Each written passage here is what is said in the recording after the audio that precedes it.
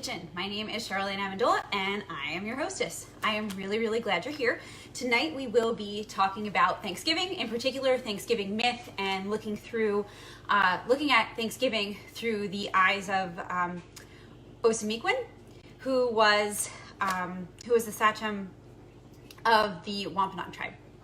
And we will also be talking a little bit about like what's true and what's not true about Thanksgiving, and we'll be making delicious pumpkin pie. I did test kitchen yesterday, so one of my pies is going to magically come out of the oven fully cooked, except it won't have been like 45 or 60 minutes later. So just so you know, I made one in advance that you could see, so you could see what it looks like. So welcome if you're just getting here. Thank you so much for coming tonight, and I'm really excited to talk to you about the history behind Thanksgiving. If you would like to share this video so that more people could watch at the same time as you, if you just hit the little share button, that would be awesome. You can also, if you would like, follow me on my social media site, Teaching History Her Way on Facebook, or I have Teaching History Her Way on Instagram as well. And I have a blog, teachinghistoryherway.com, and I would love for you to join me in all of those places because history is my thing, and I like to talk about it. All right, so speaking of history, let's get started. First of all, in the 1600s, when we're thinking about adorable little pilgrims who are really cute and walking onto Plymouth Rock, and they're like, woohoo, we're here. First of all, they didn't even call themselves pilgrims, so let's take that out of our vocabulary. They were settlers. They were English settlers, and they were actually called separatists. And the reason why the people who came to Plymouth, which wasn't the actual name of the place where they settled before they got there, more on that later.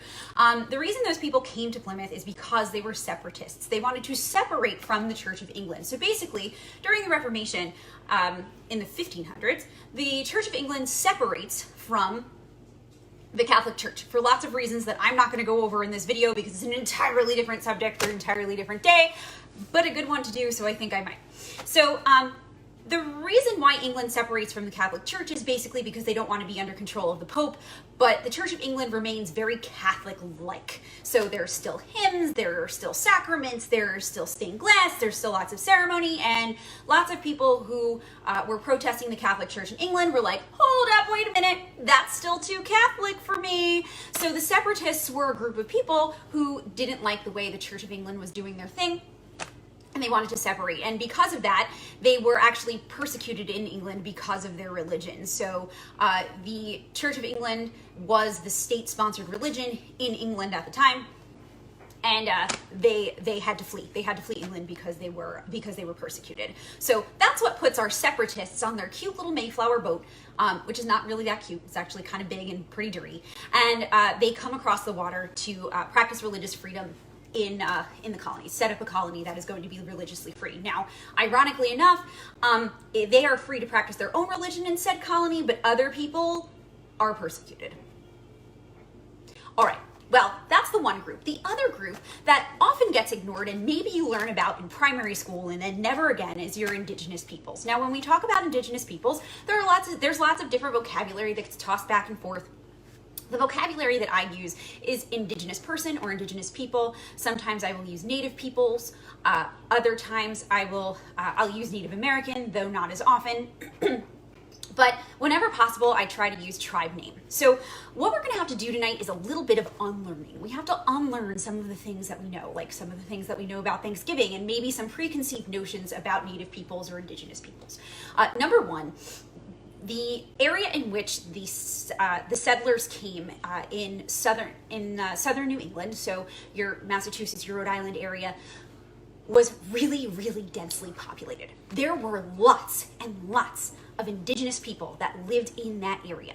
Okay, number one. Number two, indigenous people had huge trade networks. So I don't want you to think like primitive civilization. Not at all, not in the least little bit. They had government. They had continue to have tribal governments.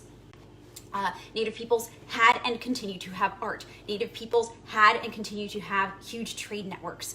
And they had and continue to have agriculture and farming and all kinds of wonderful things. So we need to think about indigenous peoples historically on the same scale in which we think of European peoples historically. Really important because they are very powerful. They have different tribes have different interactions between themselves, either peaceful or not peaceful. So I want you to think of southern New England as a really populated, really powerful place where the settlers are coming in, okay? The settlers are going to settle in a place where that was settled by, I use the word settle a lot just there, a tribe called the Wampanoag. They live next to another tribe or near another tribe called the Narragansetts, okay? And the Wampanoag in the 1620s, when the European settlers come in, are threatened by both European disease and local rivals. That's right, I said European disease because Europeans started visiting this part of the world intermittently in 1524. So way before the Mayflower came, there were interactions between Europeans and native peoples. Okay? And then it's not until the early 1600s that European settlers come to stay. So there are interactions between Europeans and native peoples well before before the settlers come on the Mayflower. Okay? Your Wampanoag are led by a chief. The word chief for Wampanoag is Sachem. Okay, and his name is Usamiquin. So Usamiquin actually means yellow feather in one of the Algonquin languages, and when he became chief, he also got the name Massasoit, which means high chief that speaks on behalf. So Usamiquin is a really big deal. He is described by European settlers as strong, tall, and all man in appearance. I think that's funny. And he also is described as wearing a great chain of white beads. His face was painted red, and he governed at least 30 different places. So Usamiquin, really big deal. So if you had to think in terms, like if your mind is still in the place where you're thinking in terms of European, think king, okay? But not, because they are not European. So the Wampanoag called their chiefs Sachem, he who goes in front. And a Sachem is like a local leader, so somebody who would be in charge of a town, okay? Then there is Ketesachemog, which means great Sachem, and that is what Usamiquin was. So he is in charge of regional, so all of the towns, he's regionally in charge, and he leads the Wampanoag in trade, diplomacy, war, and collected tribute in order to make the tribe run smoothly. Okay, so Usamiquin has a lot to do, and I hope you're already noticing that this group, as are all Native peoples groups, is really complex. So that might be something that you had to unlearn. So unlearn that now. So Usamiquin has to defend the Wampanoag, negotiate trade, negotiate mutual protections with allies. And in 1620, when the settlers landed, when the separatists come and they land in southern New England, so Massachusetts, Rhode Island, where Usamiquin is in charge, he has to deal with 3 different things. So he has his work cut out for him. He has to deal with recovering from an epidemic. He has to deal with warding off Narragansett attack. And he also has to deal with English settlement. So he's got a lot on his plate. But Usamiquin is a really good and really clever politician. He's a clever leader, and he actually ends up using the English as a way to help him maintain his leadership and help his own people survive. So whereas many native peoples were very wary of English settlers, as they should have been, because they know that disease came from them, and they also know that English settlers were prone to violence, Usamiquin decides that he's going to make this a political move and use these English settlers to his benefit. All right, so let's start cooking a little bit, and then we'll get back to talking about the Wampanoag and why there is a Thanksgiving myth. So what I'm basically doing is giving you the background of the Thanksgiving myth. Where did it come from? Where do we get this idea of a friendly dinner that never happened? Didn't happen. Sorry, everybody. I didn't mean to crush your dream, but why your teacher told you. Never happened. All right. So it's based very loosely on another story. So let's start making some apple pie. We're going to first preheat our oven to 450 degrees, nice and hot.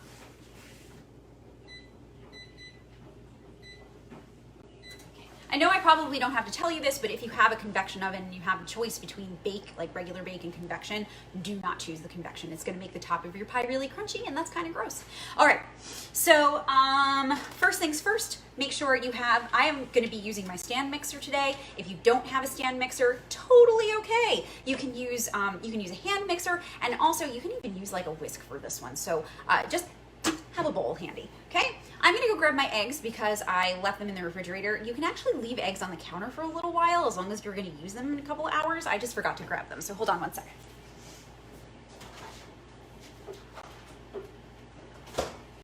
All right, we've got our large brown eggs. I've got my measuring cups. I also got these really handy things. I bought one, my mom gave me one. They go over, it's silicone and it goes over your pie crust so that your pie crust doesn't doesn't burn. If you want to know where I got it from Bed Bath. So, and I'm not sponsored. I just really like the product. And I also have my cute little pink Pyrex bowl one of the women in town gave me, which I think is adorable. All right, so first thing we're gonna do is we're gonna crack 6 eggs. This is gonna make 2 pies, okay? I'm using frozen pie crust. You are always welcome to make your own pie crust. I have a lot going on and I didn't make a pie crust today, but if you are making a pie crust, Crisco is key, okay? Make sure you're using Crisco. All right, so I've got my 6 eggs, and I'm also gonna get out my trash bowl where I'm gonna put my garbage. All right, and we're gonna crack these 6 eggs, and they need to be lightly beaten, so just like a little bit. You don't have to go crazy on them. It's not like you're making a scrambled egg right now anyway. So as I crack the eggs, I just wanna emphasize that in 1600, about 130,000 people lived in southern New England. That's quite a lot of people. And they had, the reason why they could live there is because there was an endless supply of fish. So there was enough food to have a stable food supply in order to support your population. They also had an endless supply of shellfish, waterfowl, sea mammals, and amphibians. They had seagrass that they wove into mats and baskets and clothing. They had fruit on the edges of the forest. And they also had forest game and raw materials that came from the forest. So there was a lot of food and a lot of raw material in order to support a large population in southern New England where the Wampanoag settled. And in the 14th century, so that's the 1300s, indigenous peoples added corn, beans, and squash to their diet. And that helped add to the population because it made their diet even more nutritious. So they had to have new governance because there were so many people. 130,000 people is a lot of people. So cue in the sachem. So there's your local, your town size, and your paramount, which was what Usamequin was, who ruled the region. So your paramount sachem, the support for that sachem came from voluntary and coerced communities. So some communities were like, great, we're so glad you're in charge. And some communities were like, we don't love this. And they had to be forced. So Usamequin's authority was weak in places where you might go on vacation now in modern day Cape Cod and Martha's Vineyard and in Nantucket. And he had to force those people to pay him tribute. So, and then he also had to deal with neighboring tribes who competed over planting grounds, and then tribute payers along the Narragansett Bay. So tribute is really cool. So we think about tribute as like money, I guess. Their currency was wampum, and wampum is really cool. They're beads, but they're these beautiful beads that are purple and white. The purple ones are made of quahog clams, and then the white ones are made of periwinkle and whelk, which I think is pretty cool. All right, so Usamequin needs to keep himself in power, and that's part of what he's dealing with, and he's dealing with the Narragansett and people who don't want to pay him tribute. All right, so we've got our eggs slightly beaten. We are going to combine our egg, our sugar, our salt, and our spices, and we're going to beat them well. So I'm going to throw these eggs in here. If you want to take a look, these are my slightly beaten eggs. Okay, put those in there. And I'm reading my recipe as we go. I need 2 cups of light brown sugar. Now, it can be light brown, it can be dark brown. It doesn't really matter when you're making this pie. I have used both, and both work just fine. So when you do brown sugar, you have to make sure that that you pack it into the cup. So I'm probably gonna make a mess on the counter, and I'm okay with that because we can always clean. And I'm also trusting that you've washed your hands. Very important to wash your hands. Always make sure that you wash them for 20 seconds. The way I make sure I do 20 seconds is I sing the preamble to the United States, and then voila, 20 seconds is gone. I've entertained myself, remind myself that there's a constitution that works for me, and all's good. All right, so I've got my brown sugar packed really, really well into here. That's 1 cup. And I'm gonna need another cup. Check it out, it just like sticks together. I love brown sugar. Brown sugar is awesome. Okay. So we'll do another cup. Make sure we really pack it in so that we have enough. And then this, I said, makes 2 pumpkin pies, 1 for you and 1 for you to bring to your neighbor. So mask up, bring it to your neighbor. All right. If you're in my neighborhood and you're watching, you might get a pumpkin pie. All right, in we go. All right, so we have our egg, our sugar. Now we have to put in our salt and our spices. And the salt is 1 teaspoon of salt. So I'm gonna get my teaspoon. There we go. Add in 1 teaspoon of salt. Super easy. And now for the spices. Okay, so here's my thing with the spices. Most pumpkin pies call for a whole bunch of different spices. Ginger, cloves, nutmeg, all that stuff. What I like to do is I like to use pumpkin pie spice and then add some extra cinnamon. I like my pie cinnamony. So I'm gonna do what the recipe calls for, and I'm going to add 2 teaspoons of cinnamon, but I'm also gonna cheat, and I'm not gonna like level them out like you're normally supposed to. I'm gonna add 2 heaping spoonfuls of cinnamon because I like a lot of cinnamon. Okay. Now, fun Thanksgiving trivia, pumpkin pie would not have been eaten at Thanksgiving dinner in 1621 if there were a Thanksgiving dinner. And in fact, separatists on Thanksgiving, they didn't feast and eat. It was like a day of silent prayer. So even the name is a little bit deceiving. All right, so we're gonna take a teaspoon of this pumpkin pie spice too. This one I'm actually gonna flatten out. Okay, put that in there. So there would have been pumpkin eaten at tables in 1620 or at dinners in 1621. But there would not have been pumpkin pie. That was something that was a popular dish in the 1800s when Abraham Lincoln declared Thanksgiving in the middle of the Civil War, hoping for like some unity. Turkey was really popular, so that's why we eat turkey. Pumpkin pie was really popular, that's why we eat pumpkin pie.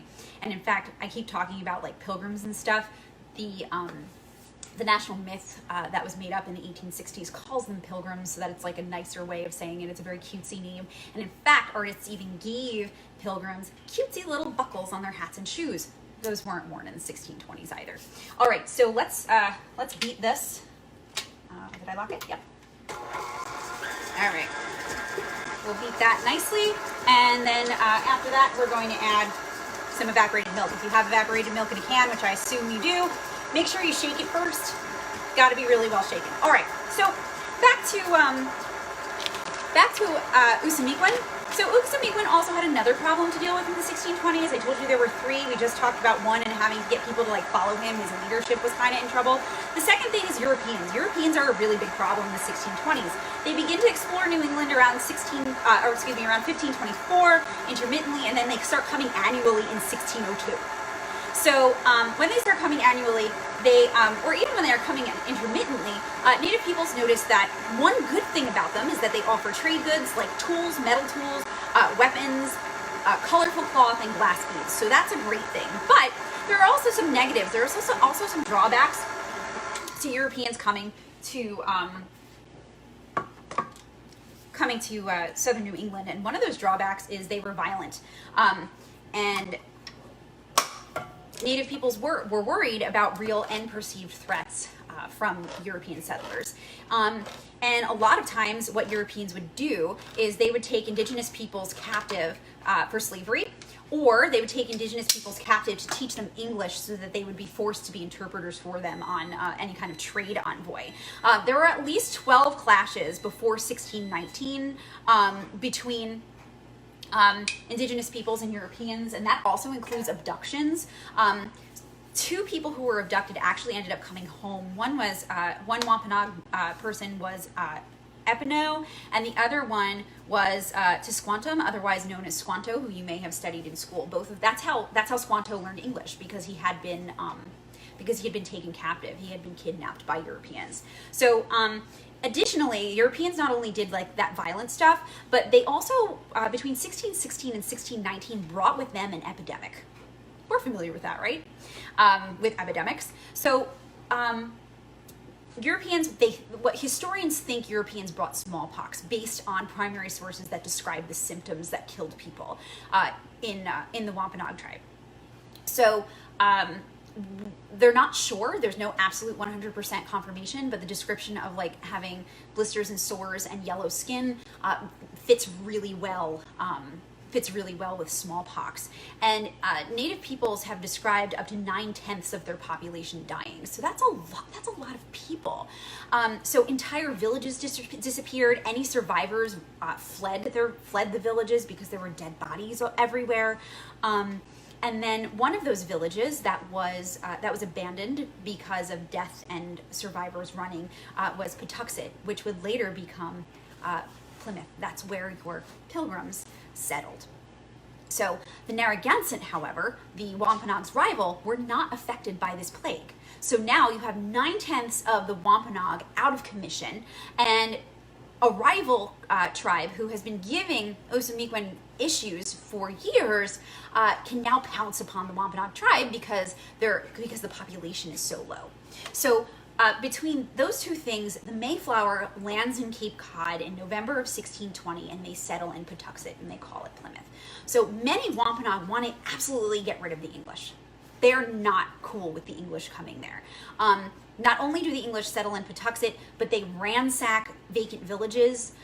When the settlers get off of the Mayflower, they're really, really weak. It was a very long journey. The seas were very rough. In fact, they didn't even mean to land in southern New England. They meant to land in Virginia. So it's really not a good situation for them. And so it doesn't excuse them from ransacking villages, but that's what they did. They stole a load of corn seed. So these people come, they're brand new, and they're ransacking villages and stealing food. They also desecrate graves of indigenous people, and they have a shootout with the Wampanoag. So they're not exactly good guests. Okay, they're not. It would be hard for you to roll out the welcome wagon to someone who stole from you and shot at you. So it was really difficult for many Wampanoag to accept the fact that these people were here, and they wanted them gone. However, Osamequin wanted to ally with them, and the reason he wanted to do that was not because he was being like the friendly person that the national myth makes him out to be. These people are not simple. Okay, historically, in history, they are made out to be simple, and their civilization is made out to be not complex, and their government is made out to be not complex.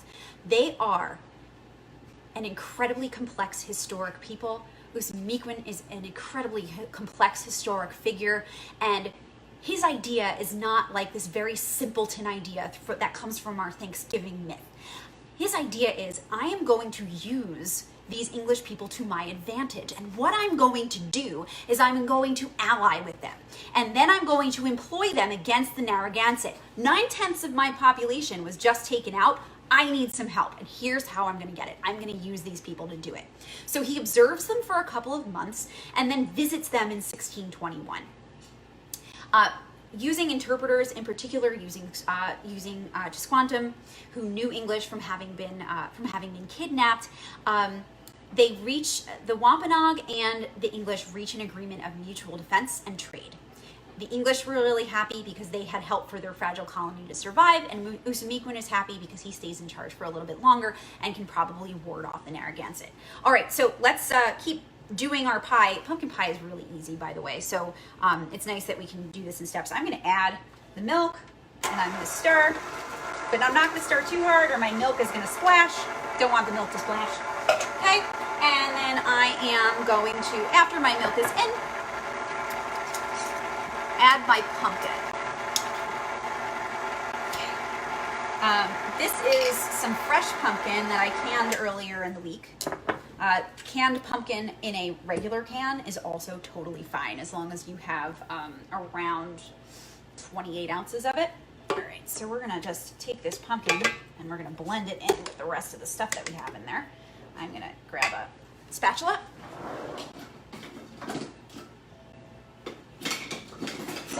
Nope, not that one. Usually I have one right at the top. Today, it's at the bottom. And also not connected. You guys, look at what I just pulled out of my drawer. That's not gonna help me. Not at all. Okay, I found the top. All right, so let's get this pumpkin into the jar, or out of the jar and into the bowl. So the way I did this was, my mom actually gave me another way to clean a fresh pumpkin. If you're ever looking to clean a fresh pumpkin, cut it in pieces, take out the seeds and like the little hair things that hold the seeds in, and then bake it for an hour on 400, flesh side down. The skin comes right off. So thank you, Mom, for saving me a ton of time on this one. All right, so here we go. Let's stir in that pumpkin. And then we're gonna get ready to pour it into our pie shells. Okay, so the Wampanoag were not very happy with Usamequin's alliance with the English, and a group of them dissented in summer of 1621.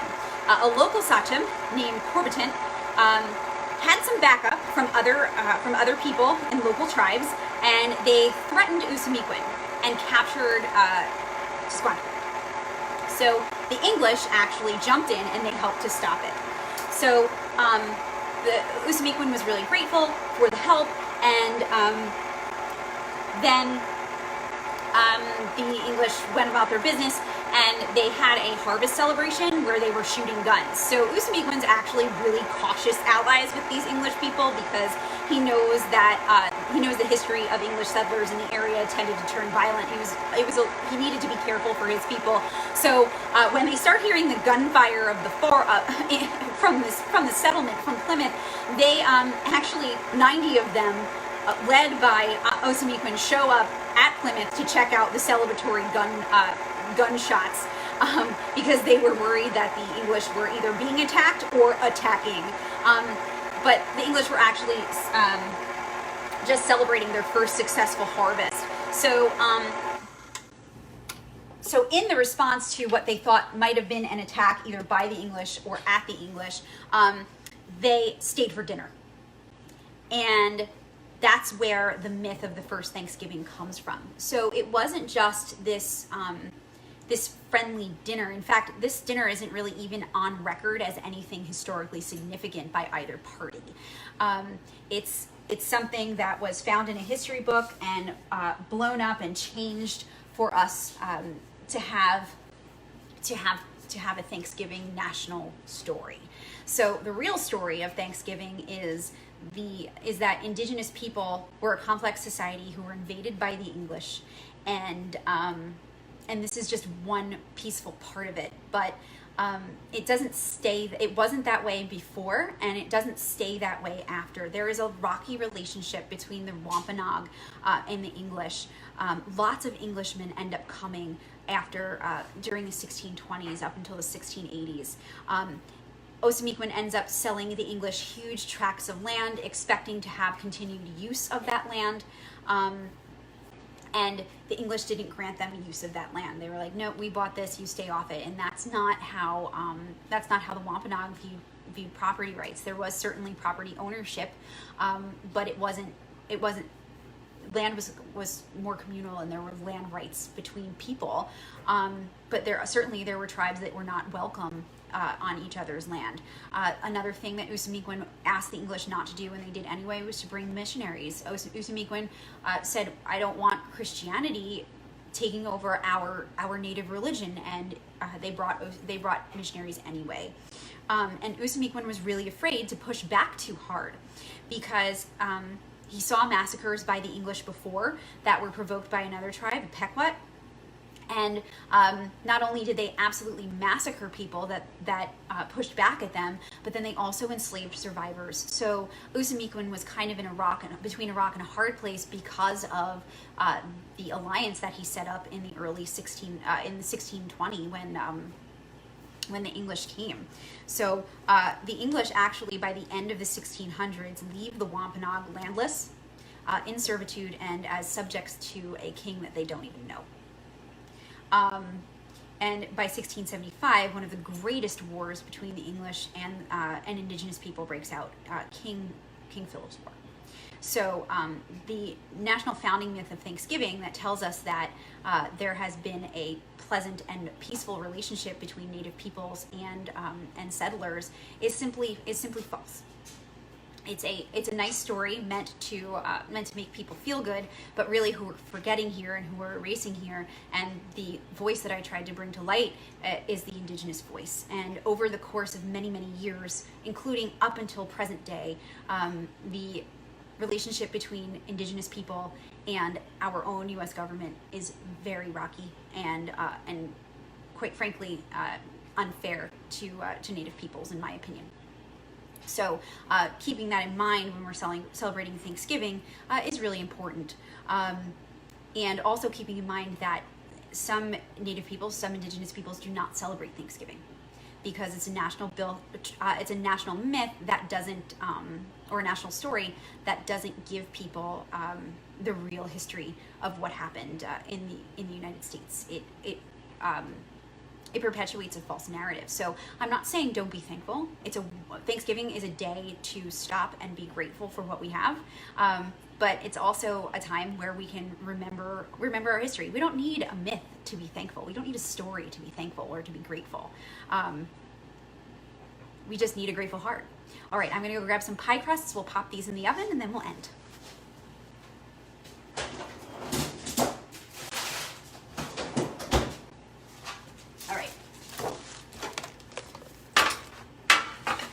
So got my frozen pie crusts. I love a good frozen pie crust for my pumpkin pies. I'm actually putting them on a cookie sheet because I don't like when my pies go over and make a mess of my oven. I also want to make sure that I carry them okay. So I'm just gonna pour some pumpkin pie filling into each crust. Make sure it's nice and full, but not overly full. And I'm also going to use my super cool silicone crust protectors.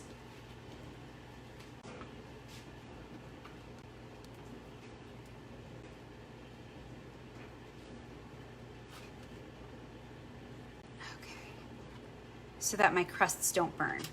It's always nice not to have a burny crust. Now, if you don't have crust protectors, that's okay, because you can wrap aluminum foil around your crust and that will keep it from burning. So you just have to make sure your crusts get a tan, not a sunburn. Okay, and this is like our sunscreen. All right, just make sure that if you're putting a crust protector on or you're putting a just aluminum foil on there, that the aluminum foil doesn't touch the pumpkin pie filling, because if it does, then it'll stick and it'll make your pie all ugly. All right, so we're gonna cook these in the oven at 450 for 15 minutes, and then you're gonna drop the oven temperature down to 350, and you're going to cook it for another 45 minutes or until you can put a toothpick or a knife or something very small in and pull it out of the filling, and it comes out clean. So I'm going to put this in the oven. Very excited about my pie. All right, so let's not spill.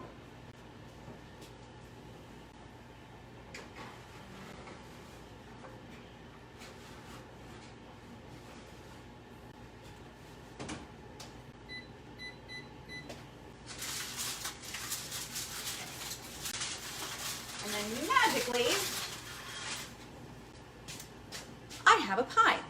Ooh. So you'll notice there's a little slit in my pie. That's from me checking. I used a bigger knife. Don't do that. Use something really small. And then when your pie is finished, turn the oven off, but leave the pie in the oven with the door open a little bit and let it cool with the oven so that you don't get a crack down the center of your pie. And then you can put some, when you're ready to serve it, you can put some powdered sugar on the top if you want. Whipped cream is always a good choice with this, but put it in the refrigerator when it's cool and serve chilled. Thank you so much for coming to this edition of History in the Kitchen. I am so thrilled you're here, and I'm so happy to have been able to share my knowledge with you, my knowledge of Thanksgiving with you. You'll have something to talk about at the dinner table or on the Zoom call on Thursday night. A little bit of history that you may not have known, some things you've learned, some things you unlearned. History is my jam, and I really love it. And I'm so glad to share my love of history with you. So if you're interested in following me, follow me on Twitter, History Her Way, Instagram and Facebook, Teaching History Her Way, and you can also follow my blog, teachinghistoryherway.com. Thank you so much. I am grateful for you. I am grateful that I can do this once a month, and then during summer back to once a week. And have a happy Thanksgiving if you celebrate it.